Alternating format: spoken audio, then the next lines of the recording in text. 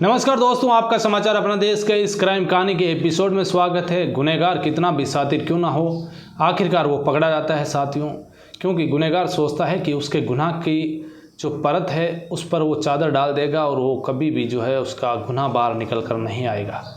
लेकिन आखिरकार वो कानून से बच नहीं पाता है और फिर वो जो किया उसका सज़ा उसे ज़रूर मिलती है।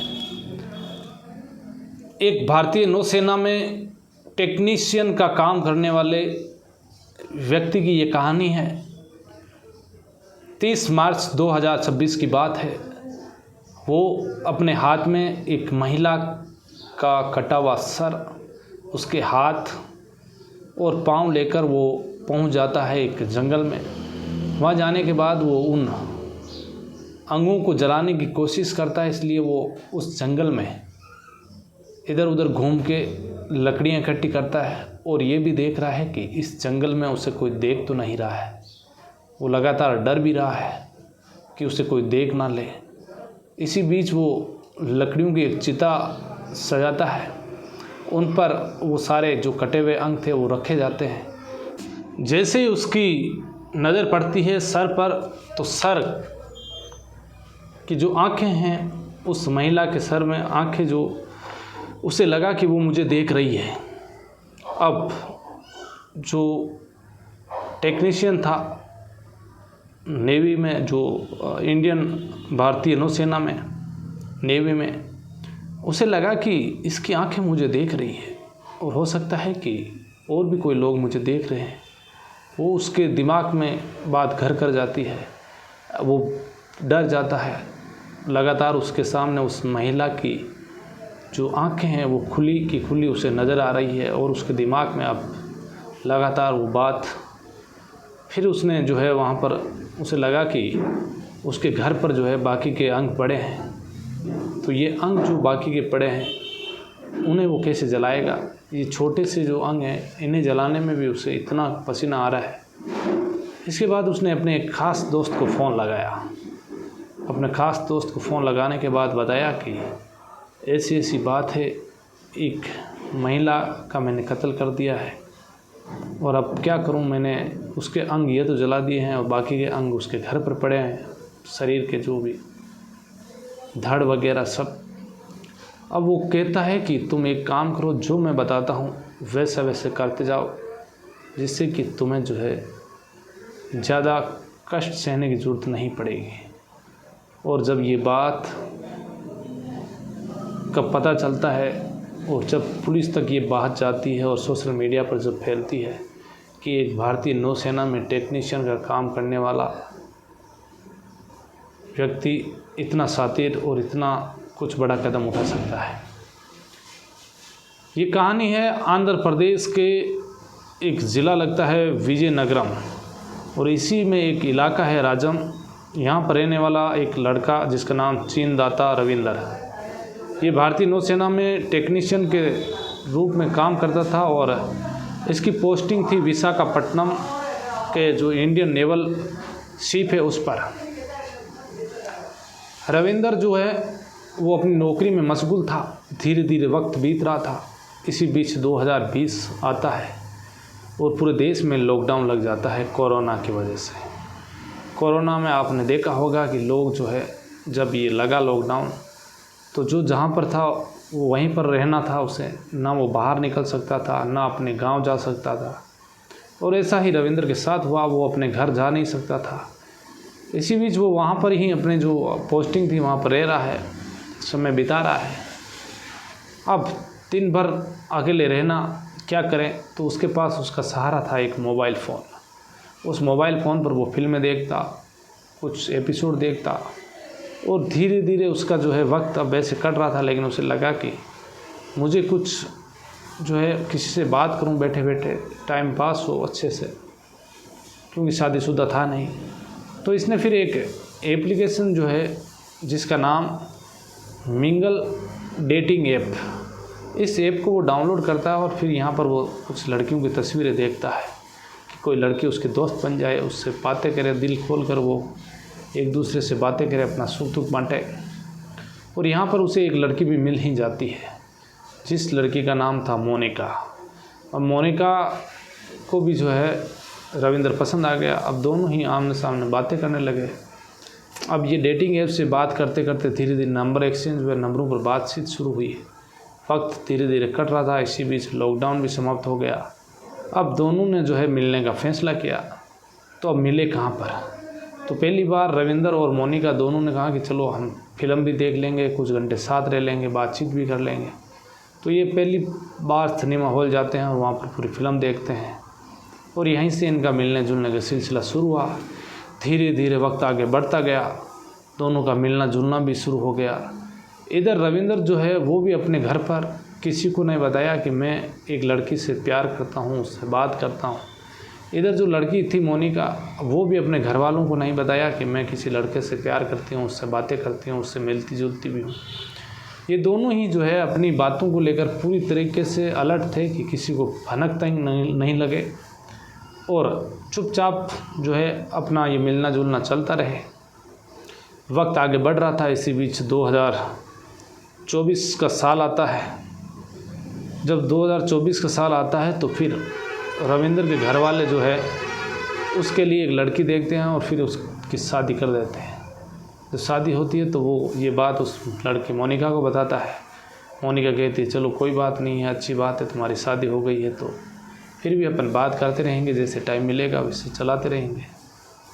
इधर जो है अब ये पता चला कि जो धीरे धीरे जो मोनिका है वो रविंद्र से जो है कुछ पैसे उधार लेने लगी। रविंद्र भी उसे उस टाइम पैसे देता था। पैसे काफ़ी हो चुके थे। कुछ मीडिया रिपोर्ट्स के मुताबिक 3.5 लाख से 35 लाख तक के बीच में जो है ये बात बताई भी जा रही है कि इतने पैसे मोनिका ने ले लिए। अब रविंद्र अपनी पत्नी को लेकर, अपनी पोस्टिंग थी विशाखापट्टनम, वहाँ पर पहुँचता है और वहाँ पर एक थाना लगता है गजुआका और इसी में एक जगह लगती है जहाँ पर ये एक अपार्टमेंट में एक फ्लैट लेता है किराए पे।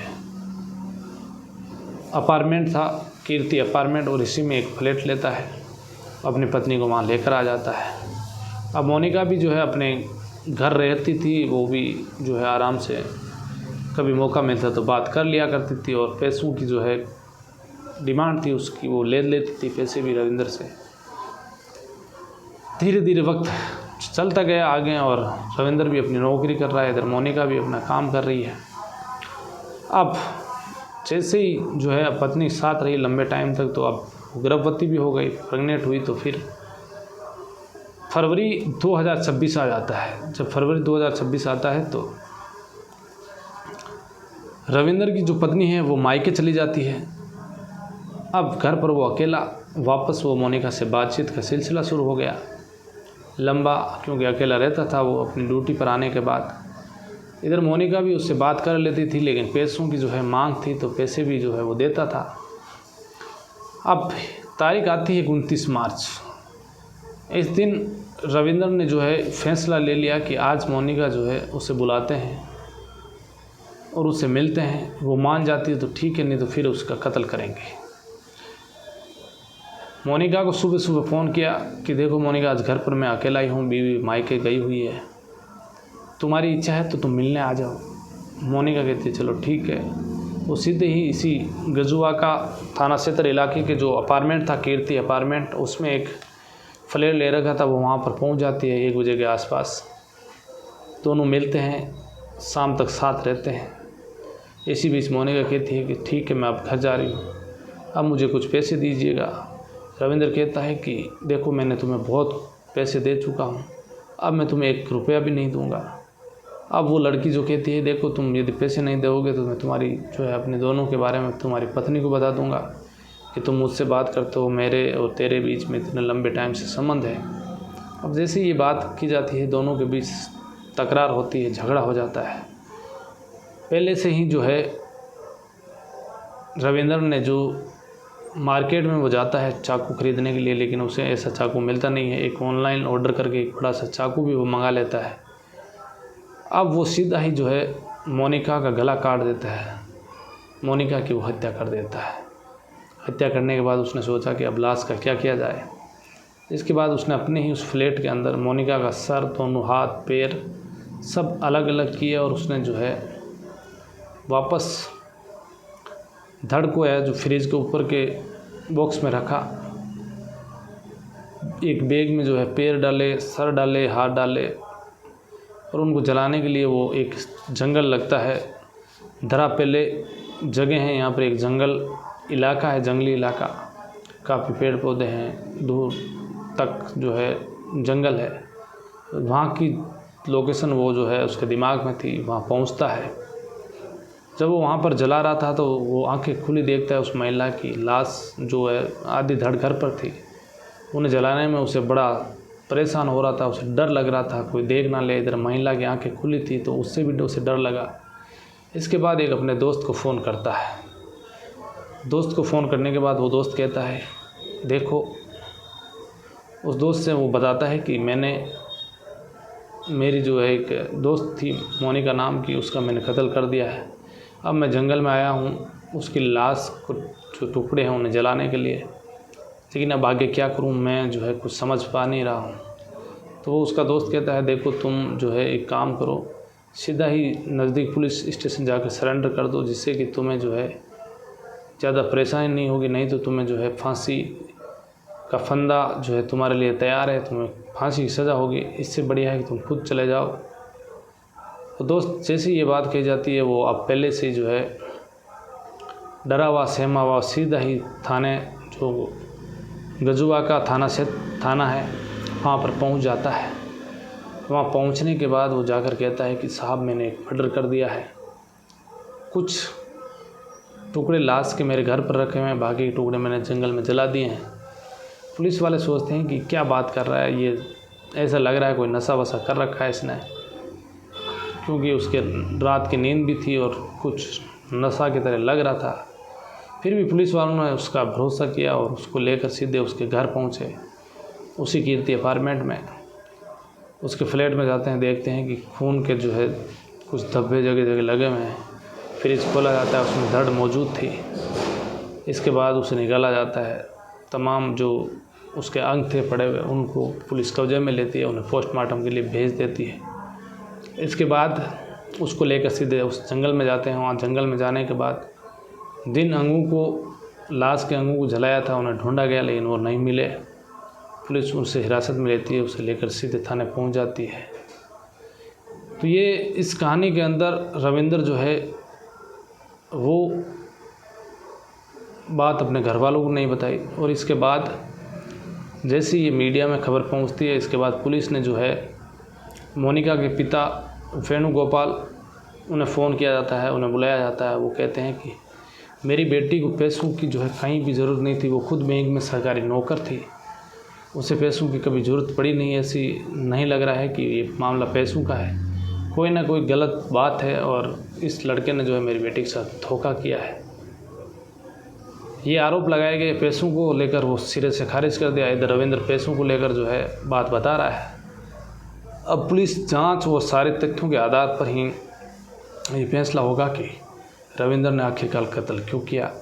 क्या यही पैसों की वजह थी या कोई दूसरी वजह थी, वो तो आने वाला वक्त में पता चलेगा। लेकिन दोनों का करीब 5-6 साल से रिश्ता, डेटिंग ऐप से मिलना, इसके बाद दोनों के घर वालों को इस बात तक अब भनक नहीं लगना, और रविंद्र ने शादी की जो पत्नी है वो मायके में। तो ये थी आज की कहानी। फिर किसी कहानी में आपसे मुलाकात होगी। तब तक के लिए आप अलर्ट रहिए, सावधान रहिए, क्राइम से बचिए, अपना और अपनों का ख्याल रखिएगा। जय हिंद, जय भारत।